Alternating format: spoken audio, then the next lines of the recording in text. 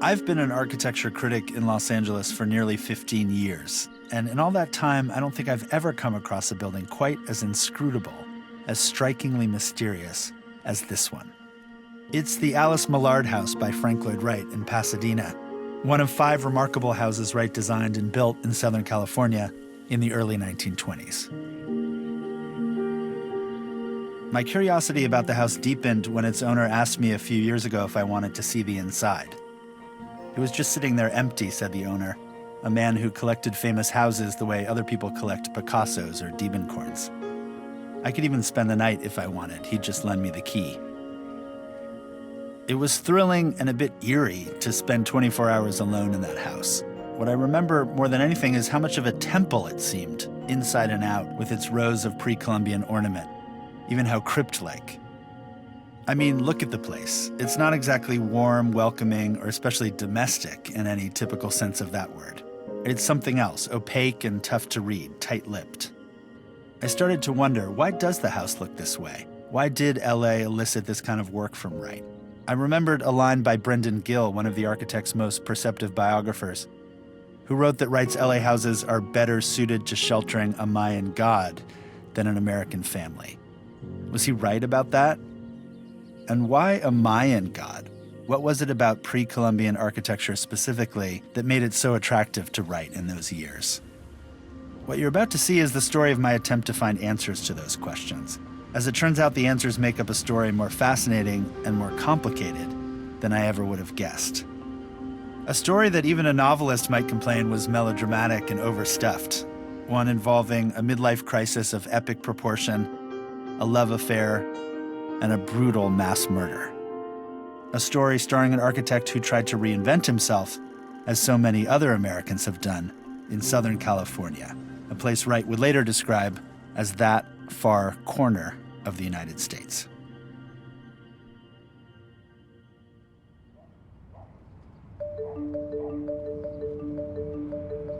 The first thing to do in learning exactly how Frank Lloyd Wright wound up in Southern California seemed obvious. I had to go back to the beginning, to Oak Park, the suburb just west of Chicago, where Wright opened an office in 1893 after working with the acclaimed architect Louis Sullivan. Wright and his wife Catherine, known as Kitty, would soon have 6 children. I also hoped to sit down with some experts on Wright's work from that period. I began with a fellow architecture critic. It's fascinating to watch his trajectory. I mean, he begins with a shingle-style house, the home and studio in Oak Park, and uses that as a kind of laboratory, a way to break out of the Victorian box. Wright's home and studio, featuring a playroom with vaulted ceiling for his growing family, was really a declaration of war on traditional hidebound Victorian architecture.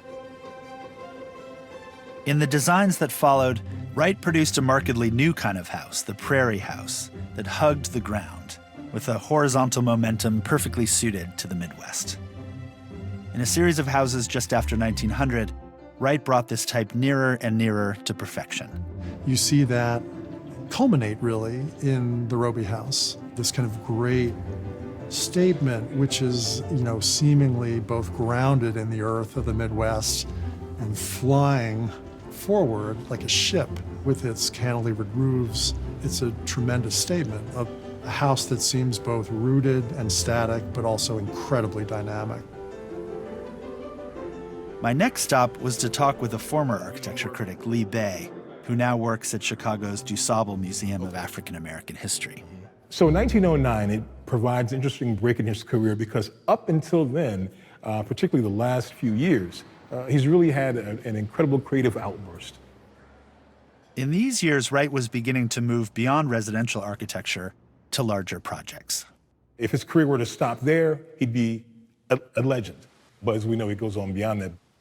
Despite this professional success, Wright began to feel stifled in Oak Park. He was reaching middle age, and he had pushed the prairie style just about as far as it would go. One of the most striking of the prairie houses, just a half mile from his own, was designed for a couple named Edwin and Mamah Cheney. Mamah Borthwick Cheney was an intellectual, a translator, and a feminist, a woman who could more than hold her own in debates with Wright. The architect and his wife began socializing with the Cheneys, and before long, according to Tim Samuelson, Chicago's cultural historian, people began to talk. There were certainly whispers about the idea of a relationship between Frank Lloyd Wright and Mamah Borthwick Cheney. It's not unusual for things like that to go on, but Wright was a pretty unconventional figure. He looked different, he acted differently, and so this is something that would catch people's curiosity. Wright's relationship with Mamah Cheney seemed to give him a new taste for adventure. This is somebody who challenged Wright, who could be unequal with him, who I think you can say in all confidence was the love of his life. In the fall of 1909, Wright abruptly shuttered his office, left his wife and children behind, and sailed to Europe with Mamah. Once he leaves, then the journalists take over. It becomes sensationalistic. Wright is a tabloid newspaper editor's dream. I mean, he's right out of central casting in terms of how he looks, his braggadocio. He's a guy who manipulates the media, who has a love-hate relationship with the media. The media helps make him, and it also helps tear him apart. Frank and Mamah settled in Italy's Tuscan countryside. Wright also traveled widely, seeing the newest landmarks of European modernism, and spent significant time in Berlin. He is engaged to produce the plates for a publication of his work in Europe for the great German publishing house of Wasmuth. This leaving was one of astounding professional growth as well. He comes back to America a different architect than he did when he left it. On his return in 1910, Wright tried to reestablish his architectural practice in Oak Park, but it soon became clear that the scandal had hardly dissipated while he was away. When I sat down inside the Roby House with the Chicago architect Eric Lasher, he told me that Wright had other priorities than quieting the tabloids. He was someone driven by artistic impulses above all others. Obviously, social propriety and other obligations were less important than his mission as an artist and as a creative thinker. That may sound in the abstract like boilerplate praise, the kind of thing you'd hear from a tour guide, but I think this point is a key one. What I was beginning to learn was that Wright, when faced with a choice between producing architecture that he knew was popular and architecture that might push his work in new directions, almost always took the riskier path. It was a kind of compulsion for him, this instinct. As one writer put it, Wright seemed uncomfortable as soon as his life reached any sort of equilibrium. As he had the year before, Wright decided he needed to get away.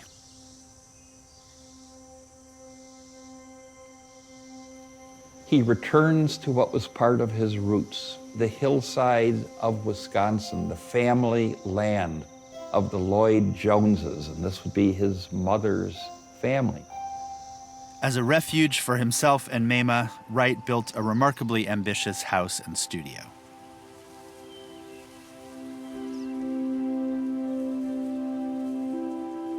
The materials he found on the site are close by, with sand from the Wisconsin River used to make stucco the same ochre color as the river's banks. And in a sense, he's home, right? He's Welsh by extraction, and he names it Taliesin, shining brown, a Welsh word. So it's him returning to something and something deeper and something rooted.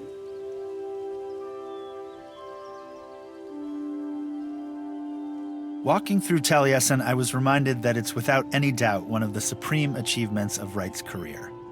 It was symbolic for him of two things: his break with conventional society in Oak Park, and his interest in creating an architecture that seemed not only to grow from the landscape, but to be almost continuous with it. But Wright didn't cut ties with Chicago altogether. He maintained a Chicago office where he could meet clients. And there were some big projects. Some were dream projects.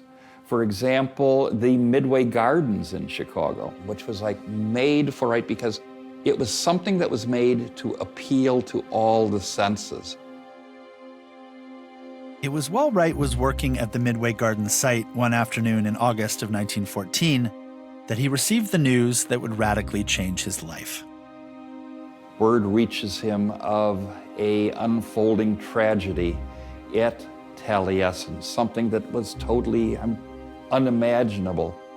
A servant up at Taliesin had murdered not only members of the staff, but murdered brutally the love of and passion of his life, Mama Borthwick Cheney. The killer was a cook and handyman named Julian Carlton. His motive remains unclear, although his wife told police he'd been growing increasingly paranoid in the weeks before the crime. After serving lunch to Mama and her 2 children, he attacked and killed all 3 of them with a hatchet. Then he lit the Taliesin studio on fire and killed several members of WRIGHT's staff in the same gruesome fashion. With 7 dead, it was, and remains to this day, the largest mass murder in Wisconsin history. Just down the hill from Taliesin, I visited the grounds of the chapel where WRIGHT buried Mama in a plain pine coffin. This was an intensely personal spot for WRIGHT. The chapel itself was the first building he ever helped design as a teenager, and his mother's family, the Lloyd Joneses, all worshipped there and would eventually be buried there. It took me a while to find Mama's grave. Unlike those of WRIGHT's blood relatives, which are quite prominent, it's hidden away at the base of a tree. In despair after the murders, WRIGHT broke out Job-like in boils and thought he was going blind. Ultimately, though, Mama's death would leave a mark far more psychological than physical. As WRIGHT looked on the ruins of Taliesin, he began to see himself. The gaping black hole left by fire in the beautiful hillside, he wrote, was no less empty, charred, and ugly in my own life.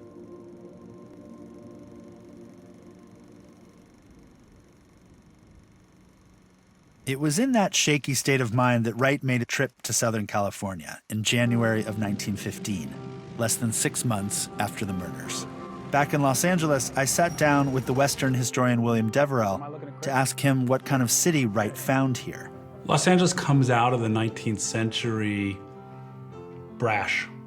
So the population growth in Southern California is prodigious from the first 3 decades of the 20th century.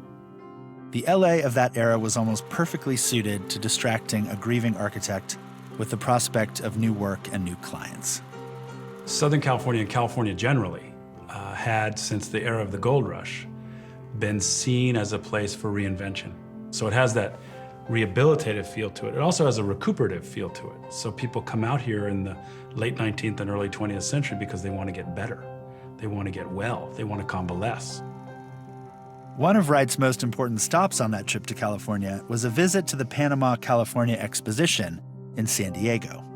There, he came face to face with a rich variety of building models and drawings showing pre-Columbian designs, artifacts of the Maya and other cultures that rose to prominence more than 1,000 years ago, in the centuries before the arrival of the Spanish.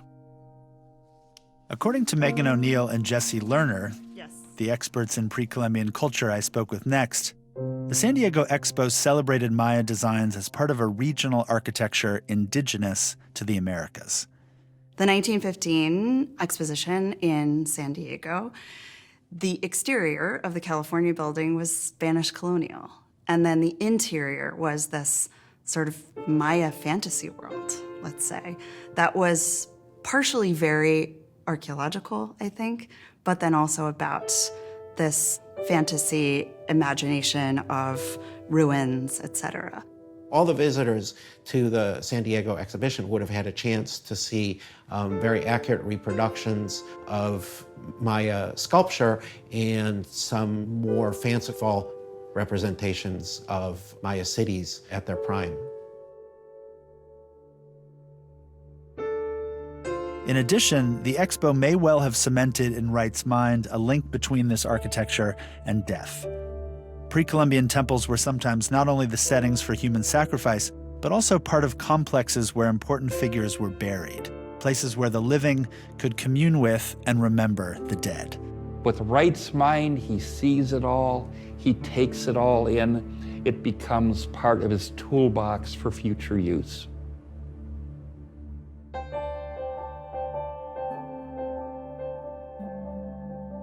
Wright had seen pre-Columbian architecture before. He'd seen it at the 1893 World Columbian Exposition in Chicago.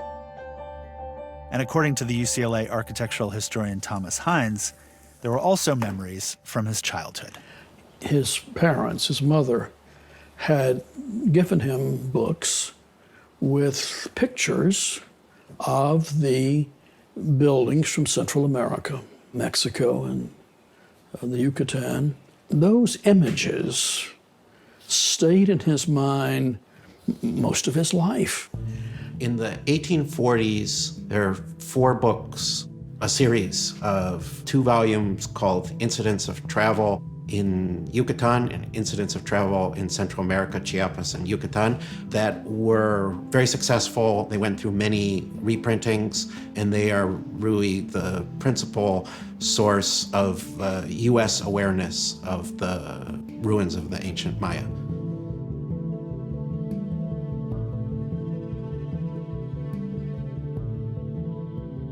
The author of these 4 books is John Lloyd Steffens, and he traveled with and collaborated with a photographer and illustrator called Frederick Catherwood.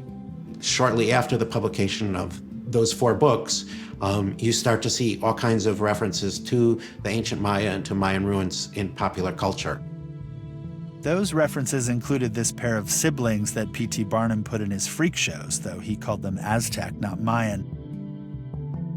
And incredibly, these floats, at least one with a fake dead body draped across it, designed by architect Sumner Hunt. They were part of the La Fiesta Parade in 1895 through the streets of LA. So let's pause here to consider the evidence we've collected so far and what it means for the direction of Wright's work after the murders at Taliesin. What do you get when you add up Wright's interest in pre-Columbian architecture, the role of death in that architecture, and the murder of Mamah Borthwick? You get this, one of the first major buildings Wright designed after returning to the Midwest from his trip to California. It's a warehouse commissioned by a wholesale grocer named A.D. German for a site in Wright's birthplace, the sleepy Wisconsin town of Richland Center. I got a tour from a couple of local residents who are working to bring the building back to life. To put it mildly, it does not look like a traditional warehouse or a Frank Lloyd Wright design, or the kind of building you'd expect to find in small-town Wisconsin. It looks like a temple, like something straight out of a Catherwood drawing. If you put that side by side with the so-called nunnery structure at Uxmal, one of the buildings that he would have seen reproduced both at the Chicago Columbian Exposition and photographs of in San Diego, you can see a real sort of dialogue at the very least. It's clear that Wright was using the Richland Center Commission to test out the Mayan and other pre-Columbian motifs that he'd just seen in San Diego, and that would soon form the basis of his residential work in Los Angeles. And though he was in a new relationship by now, a tempestuous one with a woman named Miriam Noel, whom he would later marry and then quickly divorce, he was also still struggling to recover emotionally from the murders, and increasingly desperate to work anywhere but the Midwest. Luckily for Wright, he found 2 commissions that helped him accelerate his escape. He was asked to design the giant Imperial Hotel in Tokyo, and in California, he began work on a project that would ultimately be dubbed Hollyhock House, for a wealthy, ambitious, and inconstant new client named Aline Barnsdall. Wright was in need of escape and help. Part of it he found in Japan, the Imperial Hotel Commission, and here in the Barnsdall Commission, those 2 great, rather exotic commissions in exotic places from his Midwestern standpoint. And those were important sources of healing, really, for him. According to Jeffrey Herr, who now oversees Hollyhock House, Aline Barnsdall hoped to build not just a residence, but a performing arts complex. She was educated in Europe and became interested in theater, specifically avant-garde theater. While Wright was off in Tokyo, she found a 36-acre hilltop site on the eastern edge of Hollywood, a spot called Olive Hill. With Aline Barnsdall's money, her inherited fortune from her father, who had been an oil baron, there were limitless possibilities. And while her dreams of building a theater were never realized, the house Wright produced for her is plenty theatrical on its own.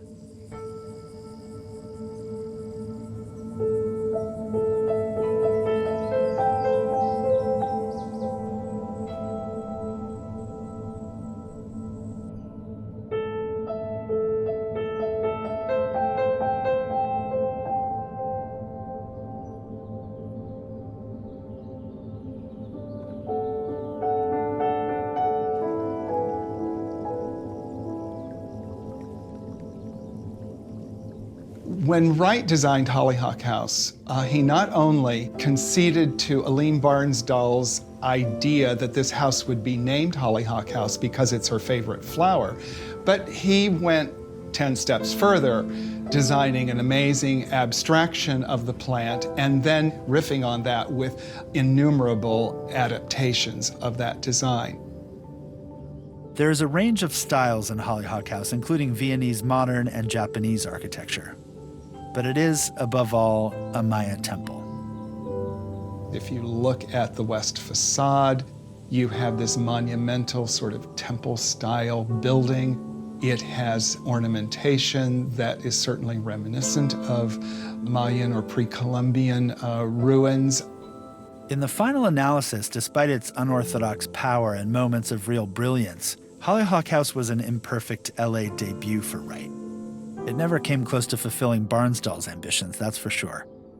And in a foreshadowing of Wright's LA houses to come, it never succeeded as a residence, a domestic setting. Barnsdall started thinking about donating it to the city of Los Angeles before it was even a year old, and she would make the gift official in 1927. It's probably difficult for us to realize now just how idiosyncratic a house designed to resemble a Maya temple would have seemed in the Los Angeles of that time. By the teens, and certainly by the 1920s, the elite architectural clients have more or less chosen that the article of faith is the Spanish colonial style. Wright was full of disdain for this architecture and its suitability for Los Angeles. He called it fraudulent and complained that the red tile roofs of Spanish colonial and mission-style buildings here give back the sunshine stained pink.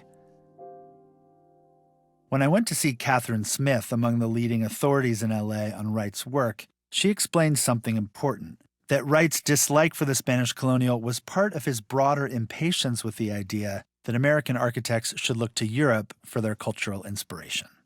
Frank Lloyd Wright wanted to create a genuine, original American architecture.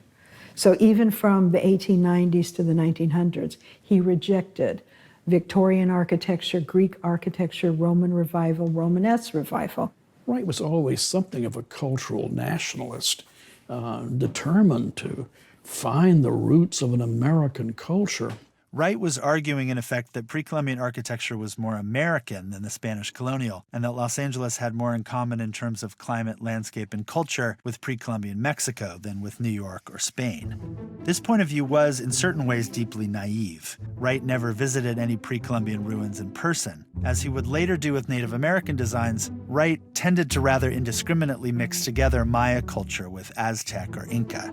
I mean, there is something peculiar about looking to indigenous architectures of North and Central America and appropriating them, when in fact you're the descendant of, white settlers that actually pushed these indigenous cultures aside. And yet there was also something genuine in Wright's use of pre-Columbian forms. What he was expressing was a kind of heartfelt, if scattershot, Pan-American pride. We can't learn anything from Europe, he said. They have to learn from us. By early 1923, despite the fact that the Barnsdall job hadn't worked out the way he'd hoped, Wright decided he wanted to settle in Los Angeles for good. His son, Frank Lloyd Wright Jr., known as Lloyd Wright and an architect like his father, had preceded him to LA. Frank Lloyd Wright found a studio at the corner of Fountain and Harper Avenues in what's now West Hollywood. Fortunately for him, there was someone here who knew him, and this was a woman named Alice Millard. She and her husband had commissioned him for a house in Chicago. Millard had moved to California after her husband died and asked Wright to design a house for a piece of land she'd found in Pasadena. It was a commission that would propel his work in a dramatic new direction. Wright wanted to offer an answer to the lean, machine-made modernism that was gaining traction in Europe, but he wanted to do it in a way that would not only seem indigenous to Southern California, but that might be democratic, affordable on a mass scale. So Wright devised a brand new modular system made, surprisingly enough, of concrete blocks, created with a recipe that used soil from the building site itself. Concrete blocks that could be cheaply produced and then stacked quickly by hand. You have concrete, which is a natural material that is of the earth itself. Its materials are part of the earth, bound together by the natural sands and the crushed granites that are put together by concrete into blocks and formed. Concrete also appealed to Wright because he could easily stamp the blocks with the Maya patterns he'd grown so fond of. The material of the house and the decoration on the house would be one and the same. Perhaps thinking back to Taliesin, Wright told Alice Millard that one virtue of the blocks was that they were fireproof. When I went to see UCLA's Michael Osman, an expert in the materials of modern architecture, he told me that there were some basic contradictions inherent in Wright's new system. When I think about what an architect is doing when they try and make a modular system out of concrete, it seems to me to be against the grain of that material, which in a certain way lends itself to being more of a mass and less of a unit. So with wood, because it grows in a tree, and you take the tree down, you're already given a unit, the log, and there's a lot of investigation into what the log can deliver in terms of lumber. But when it comes to an aggregate made up of sand, cement, gravel, and reinforcement bars, it's a Frankenstein body in a way. So to make it into a unit is a kind of counterintuitive thing, even though people now, we take it for granted that concrete comes in modular units. Concrete was far from a high design material in those days. Wright called it the cheapest and ugliest thing in the building world. And in fact, this was part of the challenge for him. As he put it, why not see what could be done with that gutter rat? Concrete was a gutter rat in certain circles. For sure, with John Ruskin in the Seven Lamps of Architecture, the lamp of truth is never use there's a footnote. Never use concrete because it has no character. It doesn't come from nature, and therefore it only takes on the character of either what you cover it with or the formwork that it's poured into. For Wright, this quality was central to concrete's appeal. He saw the material as a shapeshifter, capable of solving several architectural problems at once. So with this one element, the square block, Frank Lloyd Wright created something that was structural, modular, material, and a poetic connection to the site itself. Once Wright had an approach in mind for Alice Millard's property, he decided to put the house not in the perfectly flat middle of the lot, as pretty much any other architect would have done, but down in a ravine along one edge. Though this made the house susceptible to flooding from day one, it's also what gives the design, veiled by trees, such an otherworldly look.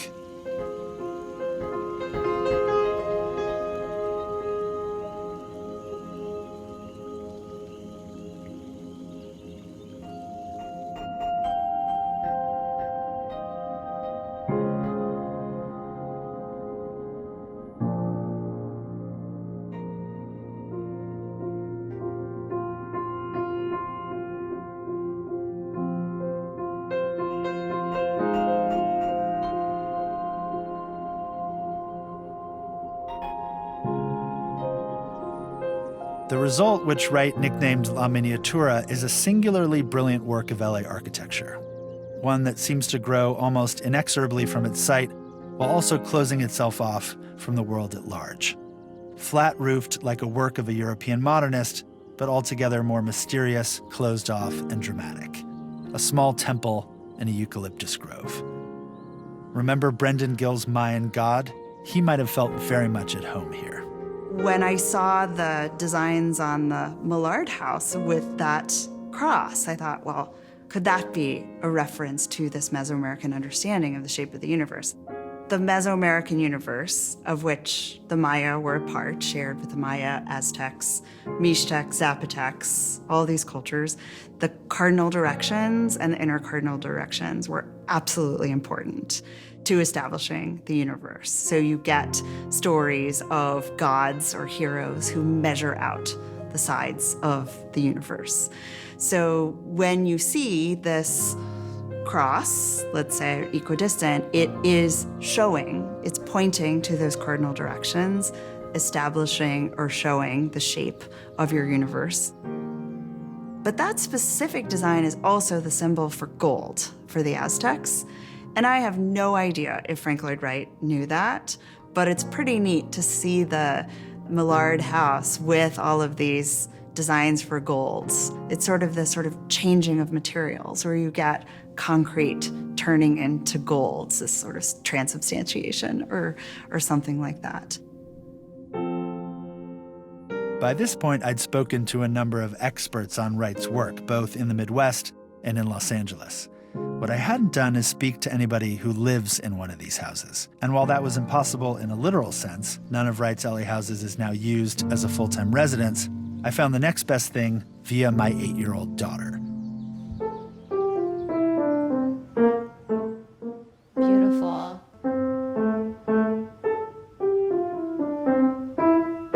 She takes piano lessons in the studio attached to the Millard house, which Wright's son Lloyd added in 1926.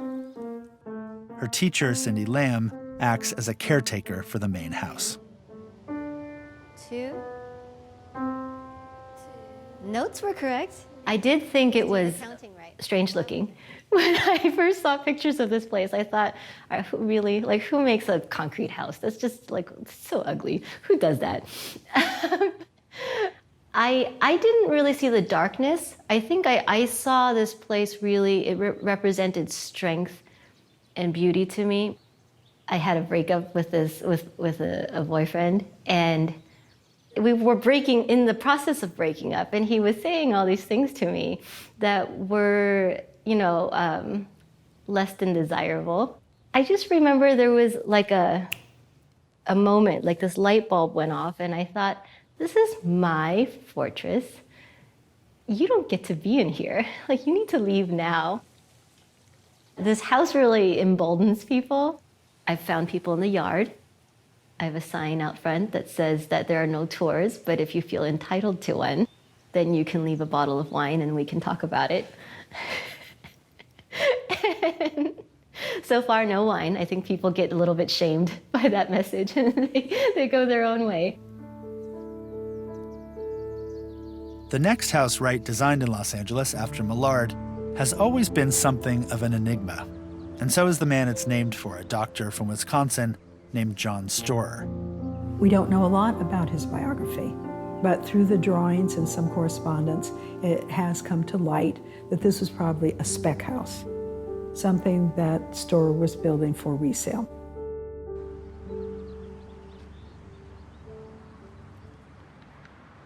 Though the current owner turned down our request to film there, we got a peek inside thanks to Martha Stewart, who featured the house on her television show nearly 20 years ago. The footage suggests a good deal of continuity with the Millard house, with a strong Maya influence, stacked concrete blocks, a redwood ceiling, and a rather standoffish relationship to the street. You look up at it from Hollywood Boulevard, that little stretch of Hollywood Boulevard, and it's a real presence there. You're not going to miss it. It does not nestle in. Wright put the living room on the top floor inside a tall central pavilion that opens onto a pair of terraces. The house is even more vertical and temple-like than Millard as seen from the street, because instead of being sunk into a ravine, it starts on a hillside and goes up from there. The author and Wright expert Robert Sweeney told me that as the storehouse was under construction, Wright was continuing to experiment with the concrete block system. He did a design for Aileen Barnsdall on Olive Hill called the Little Dipper. It was a kindergarten. And there are many drawings showing the evolution of the concrete block system. It was worked out for the Little Dipper. One change from Millard was that the blocks could be stacked without any mortar, requiring less skilled labor, and then woven together with vertical and horizontal steel rods. Wright called it a textile block system. Wright went back to Wisconsin during construction of the storehouse and turned the project over to his son Lloyd. When he returned to California, Wright was deeply disappointed.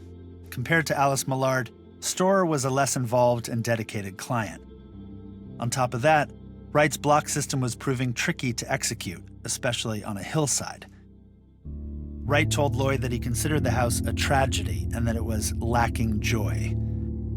In later years, one resident of the house, even in praising it, compared the living room to a drama of Sophocles, as if Wright's own family strife and violent recent past were written into the concrete blocks themselves.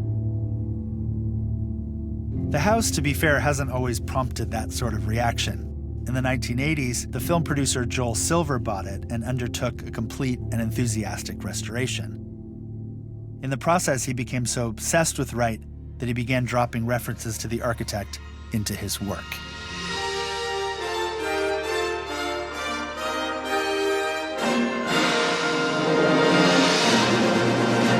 In Die Hard, there's a TV news station called KFLW, and the movie's villain, Hans Gruber, played by Alan Rickman, pauses at one point to admire a bridge design that Wright, in real life, proposed near the end of his career for San Francisco Bay. The exactness, the attention to every conceivable detail. It's beautiful. The storehouse itself doesn't show up in any of Silver's movies, or any famous movies for that matter. But for the next of Wright's Los Angeles houses, for the couple Charles and Mabel Ennis, it's a completely different story.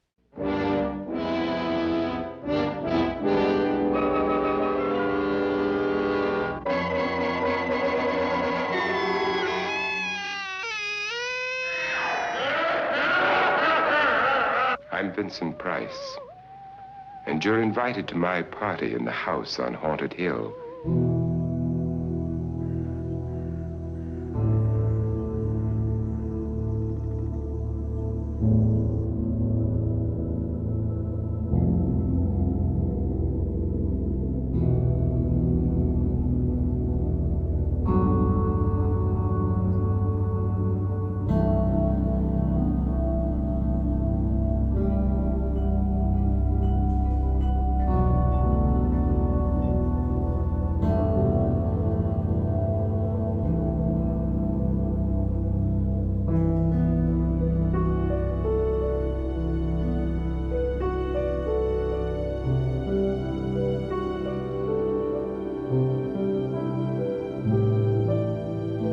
I visited the Ennis house not long after the completion of an immaculate restoration overseen by its new owner, Ron Burkle. What struck me was that the house is not just the biggest, but the most imposing of Wright's LA designs, one that manages to wring genuine grandeur from concrete block. Looming over Los Feliz, it's the apotheosis of Wright's vision of a pre-Columbian temple relocated to Southern California, monumental and impenetrable. That bulwark, that bastion up there, quite wonderful, quite striking, but not intimate. Many of the details, the wrought iron decoration and stained glass in particular, reflect the Ennis' taste more than their architects. They were an interesting couple. We don't really know a lot about them, and I don't think it's even pinned down at this moment how they met Frank Lloyd Wright.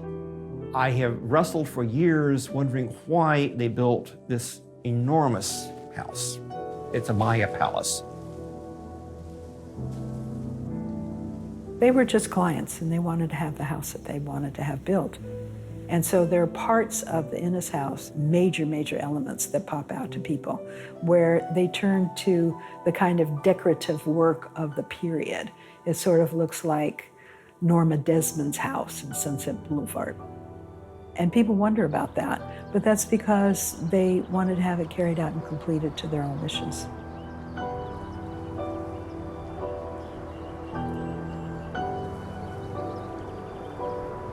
It's attracted a certain aura about it, which perhaps has been made more so by the number of Hollywood films that it's been in. But I think even before that, it was in the Hollywood films because it communicated this kind of mysterious aura about it.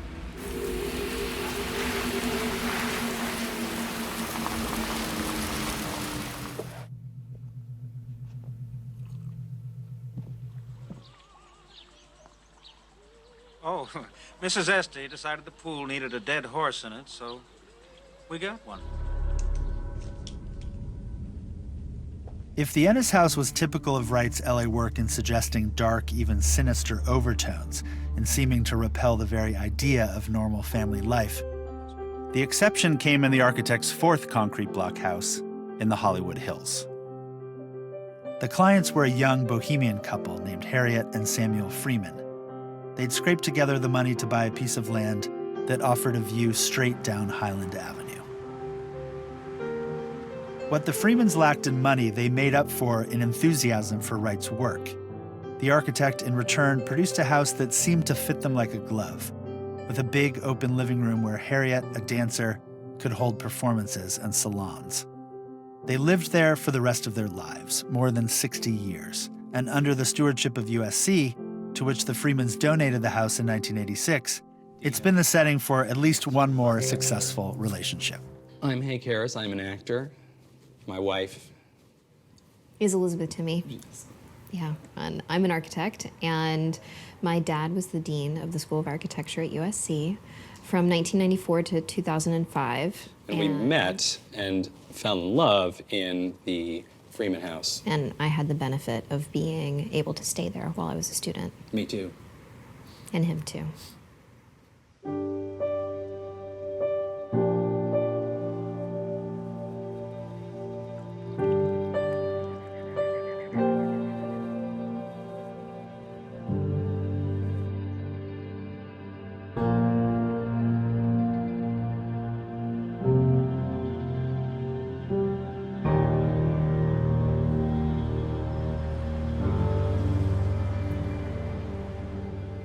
You've probably noticed by now that the Freeman house is in pretty terrible shape. In part because of its steep lot, and perhaps because the Freemans didn't have the resources of the Ennises or even Alice Millard, the house had structural problems from the beginning. Wright had clearly not perfected his new concrete block system. These issues were compounded by the 1994 Northridge earthquake. The textile blocks would absorb rain to a point, and then it would just begin to drip through constantly. And I remember my dad just coming over with like tarp. Yeah, just plastic everywhere, just to keep the water off the floor, and we'd get up and squeegee it off every morning. So it felt like a ruin, which was really crazy to be inside something that felt very much like Angkor Wat. It just felt very much like someone else's kind of bizarre Blade Runner fantasy. Our next interviewee, who oversees the house for USC, understands as well as anybody how difficult these problems are to solve. We're taking the approach that, this is a very complicated knit sweater, and we don't want to pull the wrong thread first and unravel the whole thing. It is a combination of not enough money to do it and trying to decide with the right approach, and with the small amount of money we have, what intervention is the most important. We use it now. We take students up there all the time. And it's in a condition where it actually provides some really great lessons about how this house was actually built. You can see a lot of the infrastructure. You can see the systems. They're exposed right now. That's amazing for architecture students.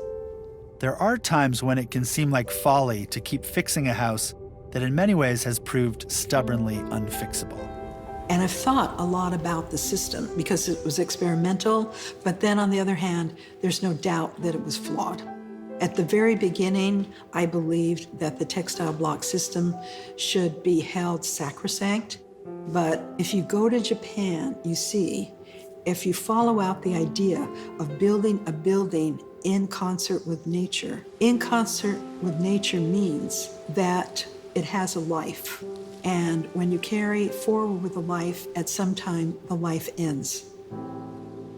In some ways, I know this would be horrific to an American mentality, but perhaps they should just have been allowed to deteriorate.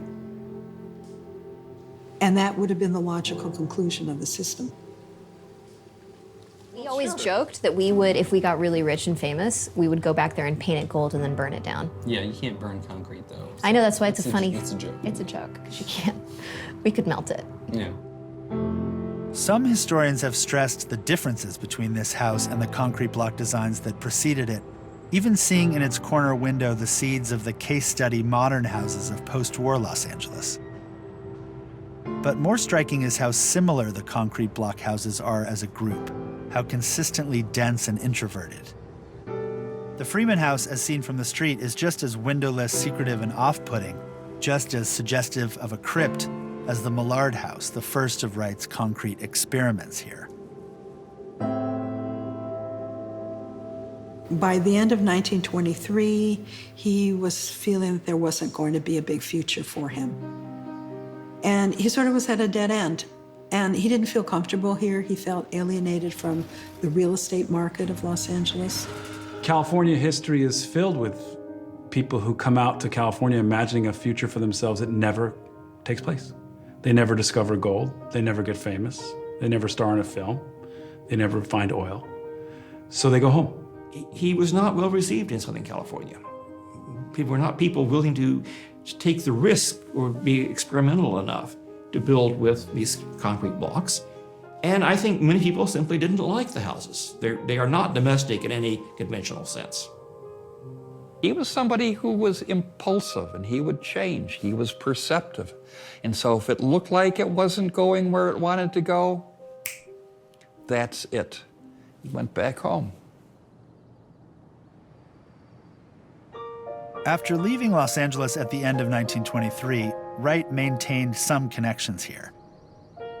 His son Lloyd stayed on in LA and even continued the family tradition of designing houses covered in pre-Columbian ornament. Visiting this house by Lloyd Wright is telling, though. What Lloyd produced has none of the gravity, the power of his father's LA houses. It feels like a stage set, some corner of Disneyland. The house is a pastiche in a way Frank Lloyd Wright's LA houses are not.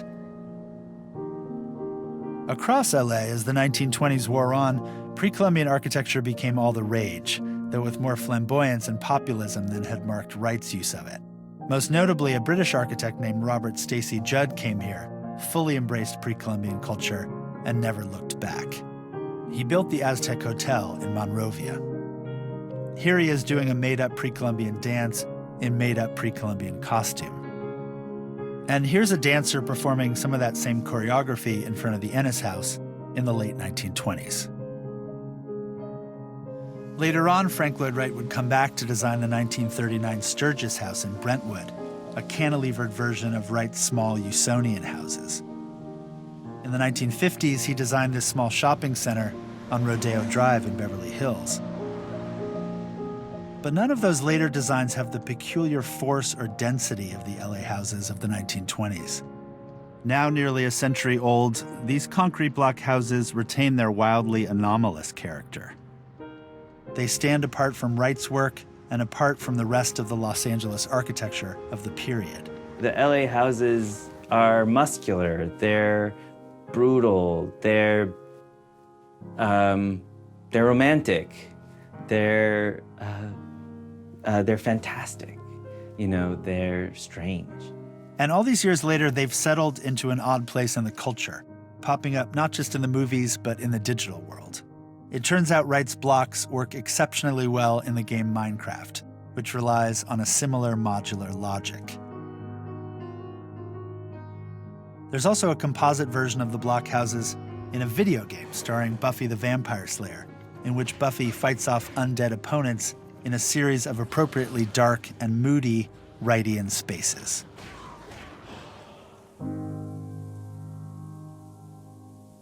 To get a final and more personal perspective on Wright's time in LA, I drove out to Malibu one morning to meet Eric Lloyd Wright, Frank's grandson and Lloyd's son, and an architect in his own right who's worked on restoring several of his grandfather's houses.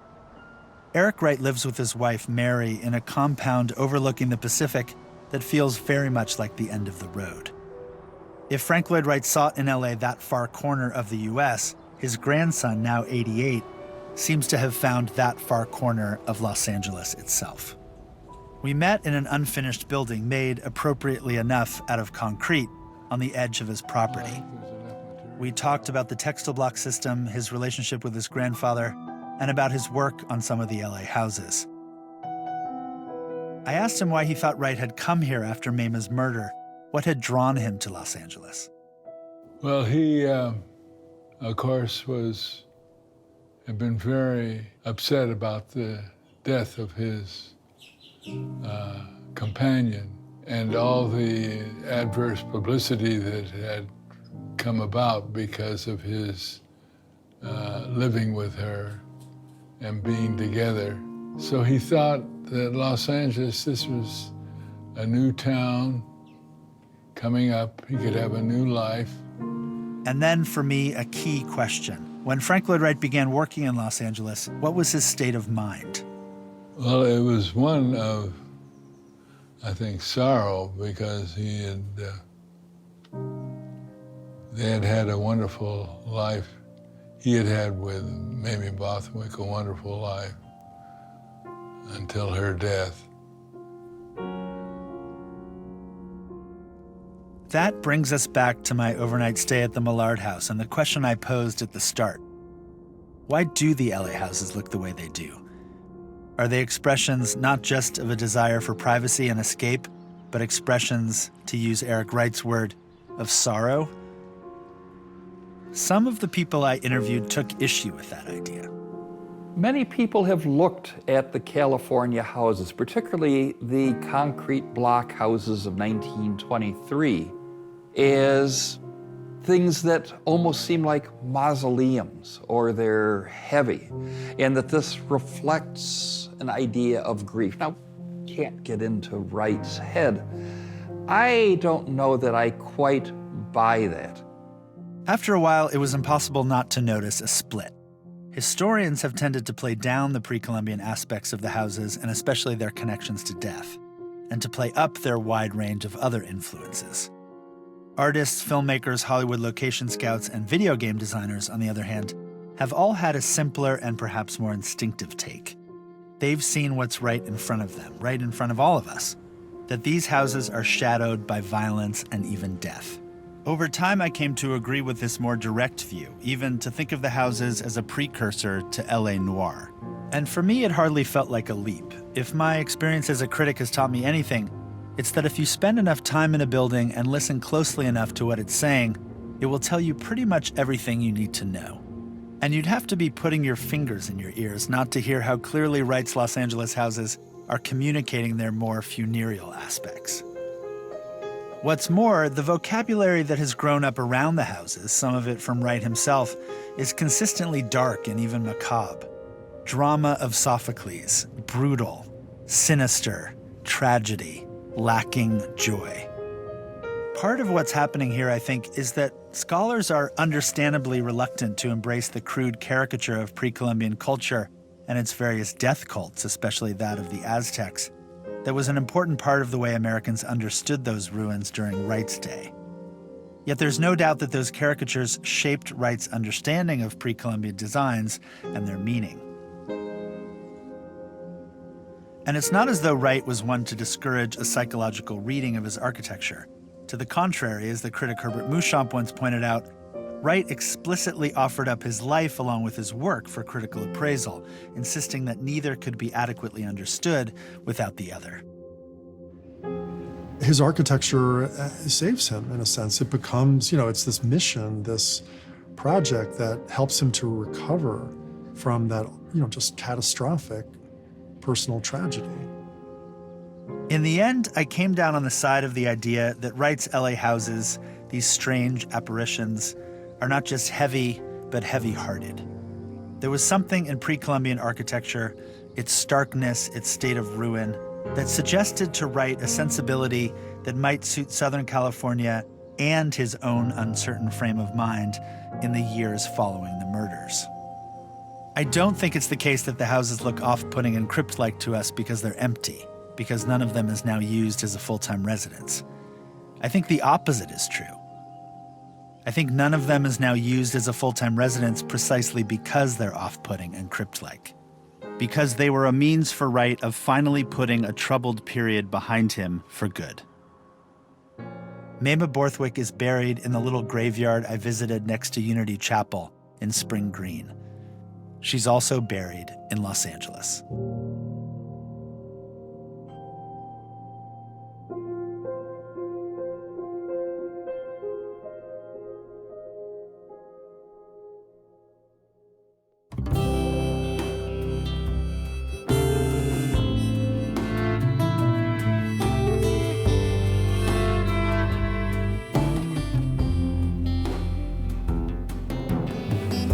pretty as a portrait. Look like Mama Borthwick on that shining brow of Taliesin. Someone might try and burn it down, so you'll have to put the fire out. A fortune spent. Artbound is made possible in part by the Los Angeles County Board of Supervisors through the Los Angeles County Arts Commission, the City of Los Angeles Department of Cultural Affairs, the California Arts Council, and others.